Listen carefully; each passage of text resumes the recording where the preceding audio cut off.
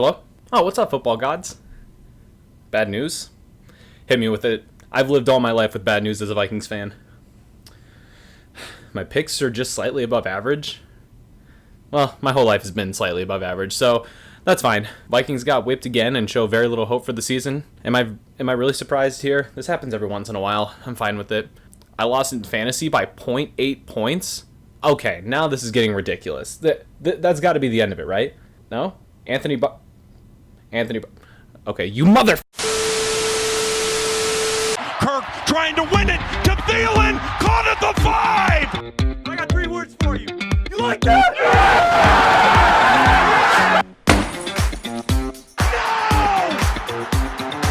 No! What's going on, everybody? It's Nick back with Skull Network, and we are back for week 3 of the NFL season, and it is time to put in our picks. Last week went pretty decent. After 2 weeks, my season record, from what I can recall, is 18-14, so slightly above average, but I'd like to be even slightly above average. Good. I don't know how you want to call it. It's what I like to be, but I'm not, so we're going to try and redeem things this week. See if we can go 16-0. I think we can do it. You think so? Let's do it. Let's get into the picks. All right, starting with Thursday Night Football, we had the Jaguars versus the Dolphins, and the Dolphins have not been showing much promise this season. And the Jaguars, while they have only won one game, out of 2 weeks, Gardner Minshew has been looking like more of the real deal every single week. Threw 3 touchdowns over 300 yards last week. And let's face it, the Dolphins, they're the Dolphins. So I have the Jaguars pulling this one out pretty easily in my eyes. Moving on to the first of the noon games on Sunday, we're going to be looking at the Bears and the Falcons, and the Bears barely squeaked by. Barely squeaked by the New York Giants without Saquon Barkley, which is really their only threat on either side of the ball. And the Falcons, well, we all know what happened to the Falcons. Up 20-0 after the first quarter, up 19 points at half. Dallas comes back, ends up kicking the game-winning field goal after getting that onside kick. And, it's becoming a real sort of Falcon thing to do. But considering that, I know everyone's saying the Bears are 2-0.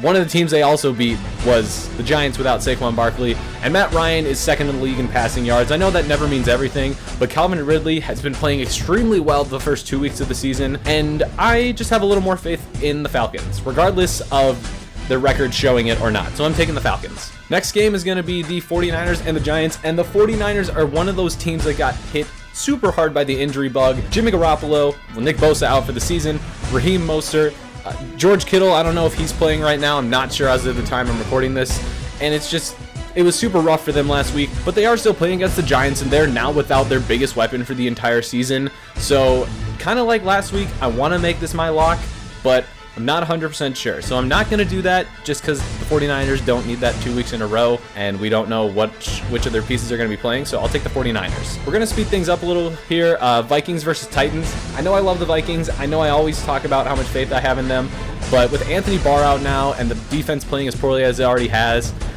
things don't change, then neither will the wins and losses. And the Titans are 2-0, playing quite well, so as much as I hate to do this, I'm picking the Titans. But I want the Vikings to win. Just know it. Next is going to be the Raiders and the Patriots, and the Raiders put a show on Monday Night Football and kind of shocking everybody, taking out Drew Brees and the New Orleans Saints. Cam Newton has once again proven himself. Even though it was a loss, it was a very well-fought game against a great Russell Wilson Seahawks-led team. And to keep things short, while I like where the Raiders are going as of now, I am going to take the Patriots here. Next, we're going to the Rams and the Bills, and these two are two of the most impressive teams of the year. Josh Allen has thrown for over 700 yards in the first 2 games, and looks like he's becoming the truth. Like, this guy's getting real good.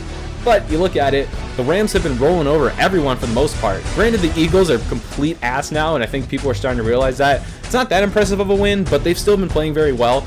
But regardless of that, I like the Bills in this game. I don't know what. Something about that Josh Allen, Stephon Diggs combo is kind of starting to click. I mean, Diggs went off last week. That Bills defense is still really good, so I'll take the Bills. Next, we're going to be looking at the Washington Football Team versus the Cleveland Browns. The Browns took care of business on Thursday Night Football last week against the Bengals, and the Washington Football Team got taken out by the Arizona Cardinals, as I kind of expected, and I don't think they're going to be coming back from that at all this week. I am going to be taking the Browns in this one. Next, we're going to move on to the Bengals and the Eagles. Bengals almost squeaked it out again against the Browns last week. Eagles got completely torn apart. and it looks like they're starting to fall apart this season. At this point, again, as I keep saying it, I like Joe Burrow. I like how he plays. I like his play style. The Eagles, not sure what I like about them right now. I'll take the Bengals. Next game is going to be the Texans and Steelers. I expect this one to be pretty close. Deshaun Watson kept up pretty well with Lamar Jackson and the Ravens last week, even though they took a loss. But that Steelers defense is just something else. Big Ben's been playing well, but it's really going to be about that defense. So while I expect it to be close, I don't think Deshaun Watson can quite overcome that Steelers defense. I'm taking the Steelers in this one. Next, we're going to be looking at the Panthers and the Chargers. Now, as we know, Christian McCaffrey is going to be out 3 to 6 weeks with a high ankle sprain, which basically takes out the #1 weapon on that Panthers offense. Now, they do still have guys like DJ Moore and Robbie Anderson, but as far as the running back position, it's a big drop-off. And as we saw last week with the Chargers, Justin Herbert had to step in and played extremely well and almost beat the defending Super Bowl champions. As of the time I'm recording this though, not sure if Tyrod Taylor is going to be playing, but I think regardless, if Tyrod Taylor plays or if Justin Herbert plays, I'm gonna take the Chargers in this one. But for some reason, I think it'll be closer if Tyrod Taylor plays. I don't know. I just really liked what I saw from Justin Herbert. So I'll take the Chargers. Next, we're going to look at the Jets and the Colts. And as much as I hate the Colts for what they did to us last week, was anyone really surprised? And the Jets are still the Jets. Sam Darnold still not playing well because he has no one around him. So I'm going to make this one quick. While neither of these teams are particularly great, the Jets are just not very good. I'll take Phillip Rivers and the Colts in this one. Plus, I really liked what I saw from Jonathan Taylor. Next, we're going to move on to the Cowboys and the Seahawks. And as I mentioned earlier, Cowboys had that crazy comeback against the Falcons last week, whereas the Seahawks took care of business against Cam Newton and the Patriots. Granted, it was a close game. It was still very well played by Russell Wilson in that Seahawks offense. And in this one, I don't know if the Cowboys are going to do the same thing as last week and keep it not very close for the most part and then come back. I wouldn't expect that to happen. I think if you fall behind against the Seahawks, it's not going to happen, and I expect that to happen, so I'm going to take the Seahawks. Next, we're going to look at the Cardinals and the Lions and my boy, Kyler Murray. Jesus Christ. Still looking like a dark horse MVP candidate after taking out the Washington football team last week. The Lions, they're still the Lions, and I don't know if that's ever going to change. I think Matt Stafford's a good quarterback. Kenny Golladay is a good deep threat. Adrian Peterson's one of the best running backs of all time, but that doesn't mean they're beating the Cardinals. I'm picking the Cardinals. Next, we have the Buccaneers and the Broncos, and the Broncos lost a big piece in their offense last week. Courtland Sutton out for the year with a torn ACL, and the Buccaneers had a resurgence last week after their poor showing in week 1. Looked like the pieces are melding together a little better. Leonard Fournette stepping up, and I think that the Bucs keep on this sort of streak. I like the Bucs in this one. It's just tough to pick the Broncos right now, especially with Drew Lock not playing or Courtland Sutton. If you're going to have to rely on that run game, I don't know how viable that is. So we're picking the Bucs. All right, Sunday Night Football. This is going to be a great game. It's the Packers versus the Saints. Two of the best quarterbacks of all time. Yes, as a Vikings fan, I have to admit Aaron Rodgers is easily top 10. And while it hurts, I have to admit it. I thought that the Saints were going to be able to pull this one off until I watched Monday Night Football and saw how poor that pass defense was against the Raiders. Derek Carr, of all people, was able to completely pick apart that defense that the Saints have. And if the Packers' first 2 weeks of scoring 40-plus points is any indication, I wouldn't be surprised if they did it again against the Saints. That offense is looking absolutely terrifying. They're probably going to win the NFC North at this point, and I think it'd be very hard for the Saints to keep up with Aaron Rodgers and the Packers, even if they feed guys like Alvin Kamara and Latavius Murray just constantly, because, without Michael Thomas, it's a little tough. It looked like Jared Cook was the #1 option over there. Emmanuel Sanders is a nice option, but I just don't think the Saints have it right now in terms of pass defense to stop Aaron Rodgers in any sort of way. So, as much as I hate myself for doing this, I'll pick the Packers. And the last game of the week, and I've said this a few times before, this is the best game of the week, this is the best game of the week. This game right here is the best game of the week. This is the Ravens and the Chiefs.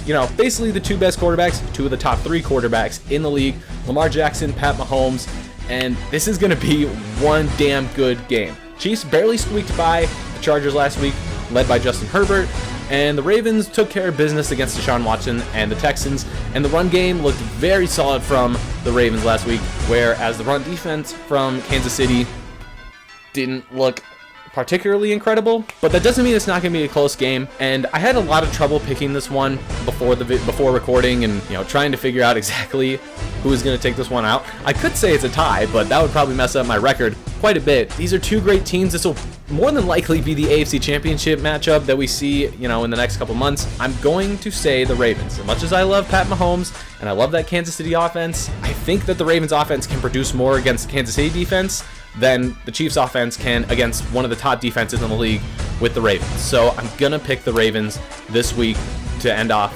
week number 3. And that's going to end things off for this week's picks. If you guys like the picks, if you hate them, let me know down in the comments below. As always, I love talking with people, love talking football, especially down in the comments. It's pretty easy.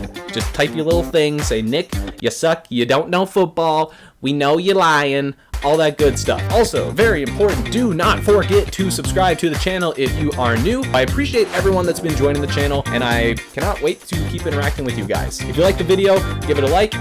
If you want to share it, go ahead. I'm not going to stop you. I don't think anyone else is. As I always say, crack dealer on the corner, great idea. Show it to him. You'll probably get some points from him. But aside from that, that's going to be my picks for this week, and I will see you guys in the recap between the Vikings and the Titans coming out on Monday. Adios.